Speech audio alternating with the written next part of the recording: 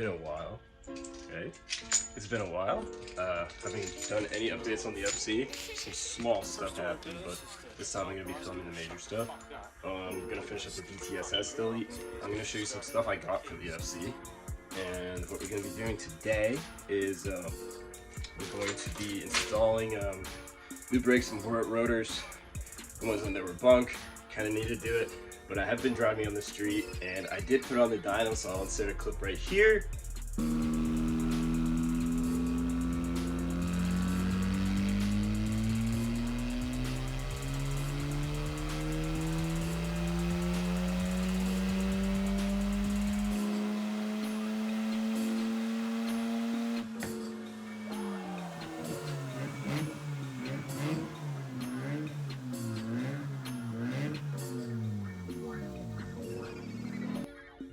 And yeah, it was super fun. Made 99.2 horsepower.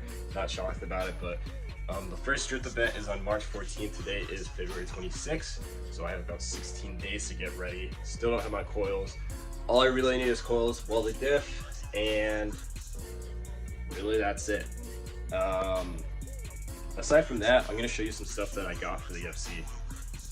So if you don't know, my buddy Brendan from Driveway Built, if you know their YouTube channel, super awesome, check it out. We got a parts car together and I got this dash from it. So I'm gonna be putting in the dash. That's all it pieces. It's literally immaculate. Got some parts from PBM. I'll show you what I got. Super awesome. Got rotors here. So here are the rotors for the front, rotors for the rear, and some new pads. That's super awesome. And I got a bunch of stuff from PBM. So I guess I can kind of go. So these are the rear steer delete. I have the one from Atkins Rotary, but I just decided to go all PBM. I'm not actually going to be installing these anytime soon until I get the rear toe arms and rear camber arms.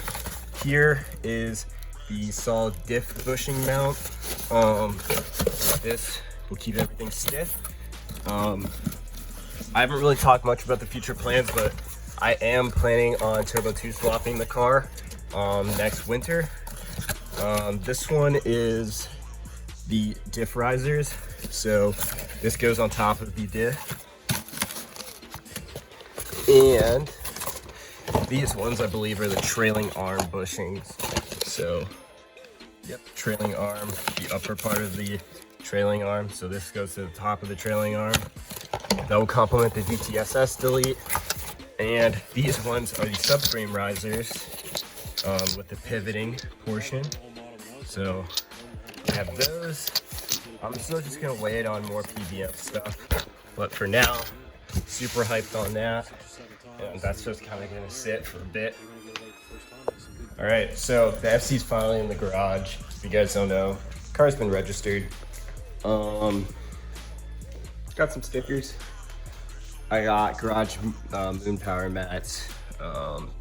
These energy bucket seats. I don't know if I ever mentioned them, but have them. Gritty Type A shift knob, Sony XAV radio with a brand new S5 radio trim bezel. They're so much stronger and I recommend them. Some people think they look uglier. I'm actually gonna fix this whole radio situation and properly mount it. As you can see, it's kind of sunk in there. Had a small little incident the other day, so I'll show you.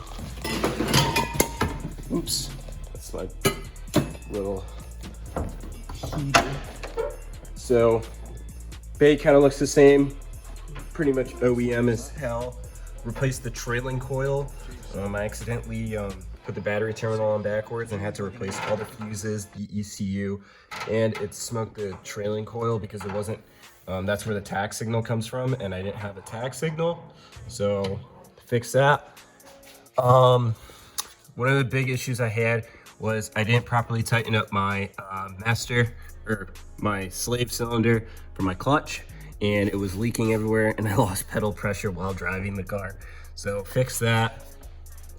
Brand new alternator, and yeah, that's a little update. I'm so sorry for not really updating this build. We are going to be painting it soon. So that's super cool. I'm gonna be probably painting it sapphire black. It's a BMW color.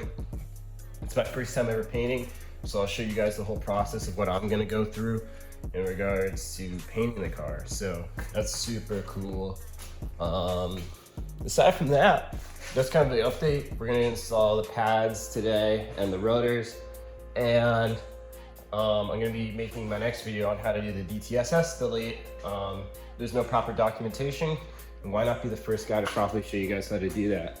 So yeah, all you just really need is a vice grip, a nice 1/2 inch impact that will help a lot, and a Sawzall most likely. Something not everybody has, but it's a nice investment to have. But yeah, let's get that started. All right, this is by far the worst ever brake job. I had to remove both of the 17 mils that hold the strut. I mean, shit, we need some coilovers. But I had to remove that so I could zap that out because I couldn't fit my impact in here, which was also a 17. So now I can just pull the caliper off, but I need to find something to mount that, Johnny. All right, after battling putting the strut back in, it's very unfortunate I wasn't even putting coilovers. I would be more happier if that was the case. I remove the clip that's right here on the brake, and then you just pull this pin. Just gotta be careful. This thing's crusty as hell. Oh my God. All right, so that's one that's out. I'm using vice grips, by the way. It just makes this so much easier. And that thing just bolted right out. And yeah, it has like a little hole there facing this direction. So I'll just leave that there so I don't forget. And you just do the same thing. I'm gonna do that off camera. All right, I got that thing off, and this is the old pads, right? And this is the pads O'Reilly's gave me. Not even the same thing. So, God, I gotta find something locally. Wish me luck. Ha ha ha ha ha ha. Ha ha ha ha ha. Everyone's favorite daily. Let's go. These pads, and it's actually the correct ones, you know, because it has these 4 thingies on it. Shout out to AutoZone. I waited like 40 minutes in that job because people were taking their time. Time is time, not money, or kinda. So yeah, let's get back home in everyone's favorite daily.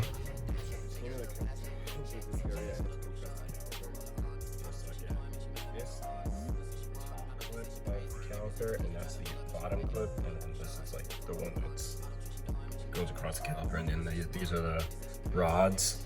This actually should be facing this way, and then these are the pads. So yeah, this would be the top, that would be the bottom.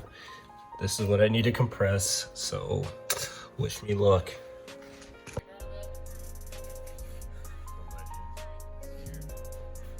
We did the other side, and we're compressing this, Johnny. So yeah, you gotta make sure you compress them. I wish I knew that. Haven't. All right, my friends are here. Helping Peter out. This is my friend Broden. It's a Turbo 2, probably not an actual Turbo 2 chassis. He has a kind of big turbo, V-mount setup, Microtech, tuned by Mike Performance, MSD, coil packs, and that's his little stance going on. RX7 for this Turbo 2, no cash shirt on top. I'm kidding, but this is Redding's FC, which is like, if I could shoot, just, Jesus Christ. If I could show you what this car looked like before, it was pretty bad. You need a door panel. Oh, at least this one turned out real nice.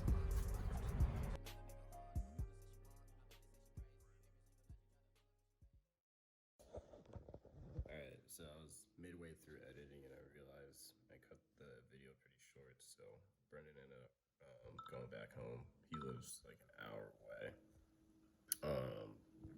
But I ended up getting the brakes situated. One of the big issues where I had to drill out the holding screws from the rotor, and when I did that, I guess I wasn't using the thing right. It seemed like the rotor wasn't in place, so it was causing the caliper to kind of bind on to the rotors. Kind of messed up the rotors, but it's whatever. As I said, I'm gonna actually be picking up coilovers, T2 hood, and skirts, so that's gonna be awesome. This weekend from a homie. If you've ever seen this car before, it was Lauren, I believe that's how you say his name. It was a 1J non-BVTI big turbo FC, and he was an OG here in Mass, so that was cool. But yeah, stay tuned.